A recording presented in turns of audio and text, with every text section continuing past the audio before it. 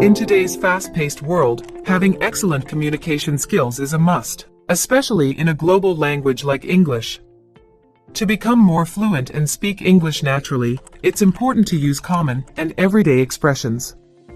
In this English lesson, we'll explore some of the most common and useful short and smart English phrases that can help you improve your fluency and sound more like a native speaker in daily conversations. Whether you're a beginner or an advanced learner, these phrases will definitely come in handy and help you express yourself better in English. So sit back, relax, and let's get started. The first phrase I have for you is cottoned onto. Imagine you are trying to solve a difficult puzzle and find it extremely difficult. But eventually you cotton onto the solution. This means you have finally figured it out and have solved the puzzle. To cotton out means to realize or understand something after some time, or after observing it closely. In short, someone has finally figured out the solution to something after carefully looking at it. Here are some examples to understand it better. I finally cottoned onto the fact that she was lying to me. It took a while, but she cottoned onto the bug in the software code. They cottoned onto the idea that working together would be more efficient and productive. Why don't you try making a sentence in the comments using this phrase? I would love to read your comments. Next up is to creep up on. If you have a project deadline and the date of submitting the project is slowly nearing without you realizing it, which means that time is passing quickly and unnoticed, you can say it's creeping up on you. It is mainly used to talk about something arriving quietly or in a stealthy manner without being noticed. Take a look at these examples. The sun was creeping up on the horizon, signaling the start of a new day. The illness crept up on her slowly, taking her by surprise. The deadline was creeping up on us, so we had to work faster. Here's another short phrase to spring on. You are having a conversation, and suddenly someone asks you a difficult question for which you are not prepared to answer. What just happened? You are taken by surprise with that question. It means you were sprung on with that question. To spring on means to suddenly attack, surprise, or to confront someone. Someone is taken by surprise and is not prepared for what is happening. Let's look at some examples to use it in context.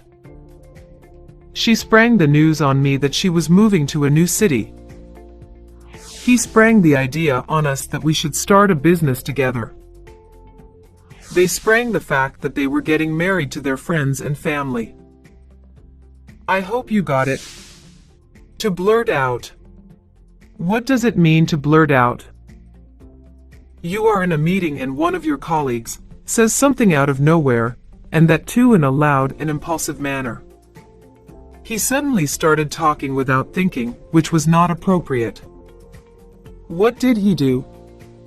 He blurted out. To blurt out means to say something suddenly and without thinking in a loud tone.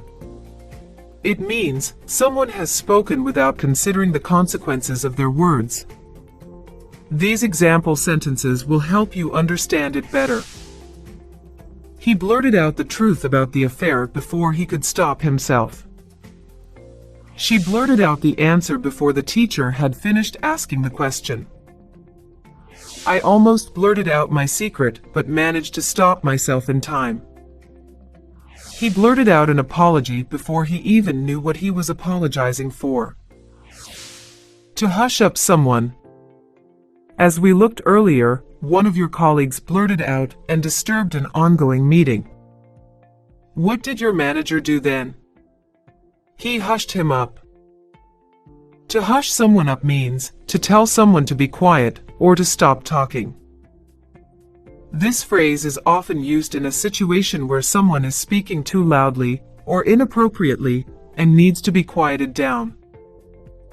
Here are some examples. The teacher told the students to hush up and listen to the lesson.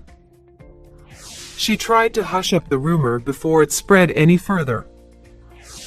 I had to hush up my dog so that it wouldn't wake the baby. Moving on, I have to sink in. Imagine you are explaining something. You are providing plenty of examples, just like this lesson, so that people understand your idea completely and fully. In short, you want your listeners to sink in and understand your concept. To sink in means to be absorbed or be understood what is being said. It means someone has processed the information or message that was presented. I hope you got it. Take a look at these example sentences to use it in your conversations. It took some time, but the reality of the situation finally sank in. The significance of her words didn't sink in until after she was gone. Going on a trip was exciting, but the cost didn't sink in until he saw the bill. Do you like cricket? If yes, then you might have heard this phrase. Bowled over. Well, in cricket, it means hitting the stumps with the ball and getting the batsman out. But that's cricket. In real conversations, it means something else. Imagine you see a beautiful car, and you are stunned by its looks. The interiors of the car are amazing. The features it has. You are in a state of total awe. Which means you are bowled over by the car's looks. To get bowled over means to be surprised or shocked by something you see or hear. It is used to describe a strong emotional reaction that comes as a surprise to you. Let's look at some example sentences. I was bowled over by her talent as a singer. The view from the top of the mountain bowled us over. The new technology left him bowled over. Here's one more phrase that's similar to bowled over. Taken aback. It also means you are in a state of surprise, shock, or stunned by something. It's used to describe a sudden reaction to something that came unexpectedly. Unlike bowled over, you can use taken aback with negative emotions. Take a look at these examples to understand it better. I was taken aback by his rude behavior. Here we have used it in a negative light, meaning you didn't expect someone to be rude to you. The announcement took everyone aback. The news of the accident took her aback, and she couldn't believe it. That's all for today.